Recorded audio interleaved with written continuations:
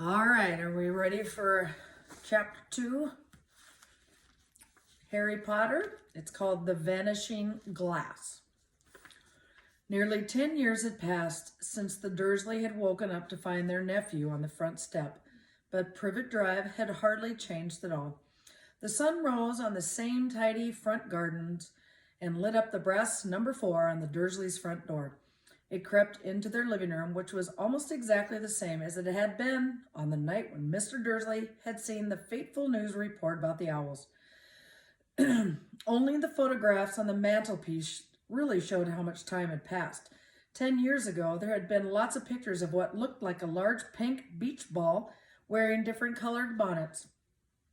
But Dudley Dursley was no longer a baby, and now the photographs showed a large blond boy riding his first bicycle on a carousel at the fair, playing a computer game with his father, being hugged and kissed by his mother.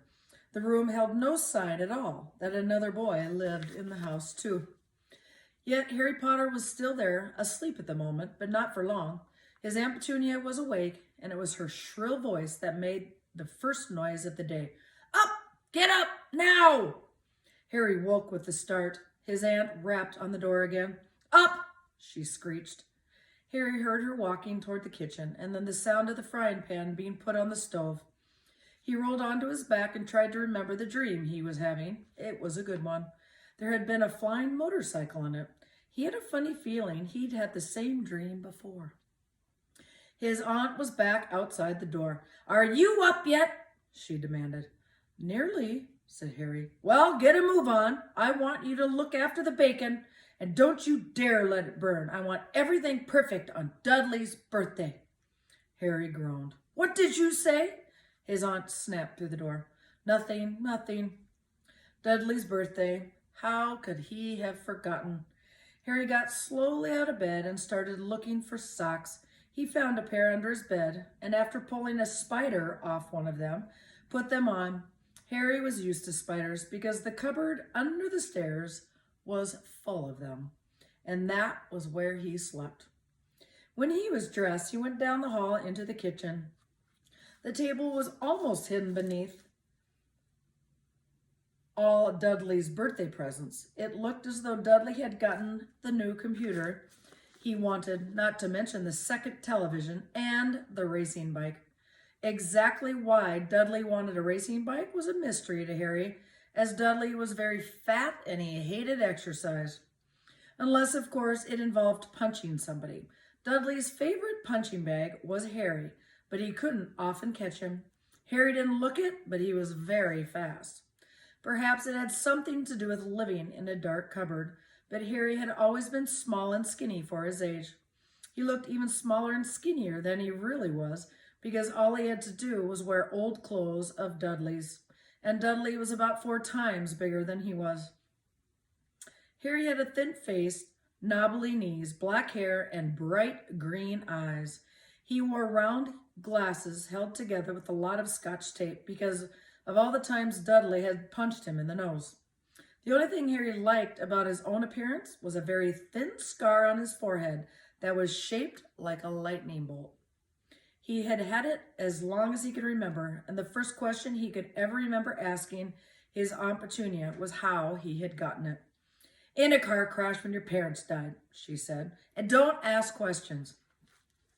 Don't ask questions? That was the first rule for a quiet life with the Dursleys. Uncle Vernon entered the kitchen as Harry was turning over the bacon. Comb your hair, he barked, by way of a morning greeting. About once a week, Uncle Vernon looked over the top of his newspaper and shouted that Harry needed a haircut. Harry must have had more haircuts than the rest of the boys in his class put together, but it made no difference. His hair simply grew that way all over the place. Harry was frying eggs by the time Dudley arrived in the kitchen with his mother. Dudley looked a lot like Uncle Vernon. He had a large pink face, not much of a neck, small, watery blue eyes, and thick blonde hair that lay smoothly on his thick, fat head. Aunt Petunia often said that Dudley looked like a baby angel. Often Harry said that Dudley looked like a pig in a wig. Harry put the plates of egg and bacon on the table. which was difficult as there wasn't much room. Dudley, meanwhile, was counting his presents. His face fell. 36, he said, looking up at his mother and father. That's 2 less than last year. Darling, you haven't counted Auntie Marge's present. See, it's here under this big one from Mommy and Daddy. All right, 37 then, said Dudley, going red in the face. Harry, who could see a huge Dudley tantrum coming on, began wolfing down his bacon as fast as possible in case Dudley turned the table over. Aunt Petunia obviously scented danger too, because she quickly said, and we'll buy you another 2 presents while we're out today. How about that, Popkin? 2 more presents. Is that okay? Dudley thought for a moment. It looked like hard work. Finally, he said slowly, so I'll have 39 sweetums, said Aunt Petunia. Oh, Dudley said, sitting down heavily, and grabbed the nearest parcel. All right, then. Uncle Vernon chuckled. Little Tyke wants his money worth, just like his father. Attaboy, Dudley. He ruffled Dudley's hair. At that moment, the telephone rang, and Aunt Petunia went to answer it while Harry and Uncle Vernon watched Dudley unwrap the racing bike, a video camera, a remote control airplane, 16 new computer games, and a VCR. He was ripping the paper off a gold wristwatch when Aunt Petunia came back from the telephone looking angry and worried. Bad news, Vernon, she said. Mrs. Figgs broke her leg. She can't take him. She jerked her head in Harry's direction. Dudley's mouth fell open in horror, but Harry's heart gave a leap. Every year on Dudley's birthday, his parents took him and a friend out for the day to adventure parks, hamburger restaurants, or the movies. Every year, Harry was left behind with Mrs. Figg, a mean old lady who lived 2 streets away. Harry hated it there.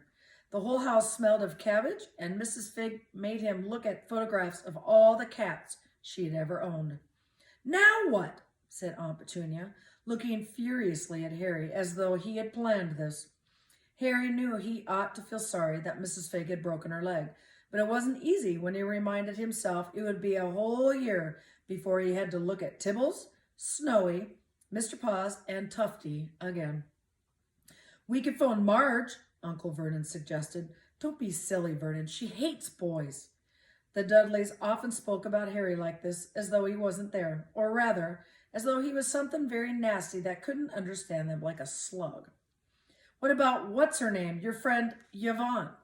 On vacation in Morocco, snapped Aunt Petunia. You could just leave me here, Harry put in hopefully. He'd be able to watch what he wanted on television for a change, and maybe even have a go on Dudley's computer. Aunt Petunia looked as though she had just swallowed a lemon. And come back to find the house in ruins? She snarled. I won't blow up the house, said Harry, but they weren't listening. I suppose we could take him to the zoo, said Aunt Petunia slowly, and leave him in the car. The car's new. He is not sitting in there alone. Dudley began to cry loudly. In fact, he wasn't really crying. It had been years since he really cried, but he knew that if he screwed up his face and wailed, his mother would give him anything he wanted. Donkey Duddy Dums, cried. Don't cry. Mummy won't let him spoil your special day, she cried, flinging her arms around him. I don't want him to come, Dudley yelled between huge pretend sobs. He always spoils everything. He shot Harry a nasty grin through the gap in his mother's arms. Just then the doorbell rang. Oh, good Lord, they're here, said Aunt Petunia frantically. And a moment later, Dudley's best friend, Piers Polkiss, walked in with his mother. Piers was a scrawny boy with a face like a rat. He was usually the one who held people's arms behind their backs while Dudley hit them.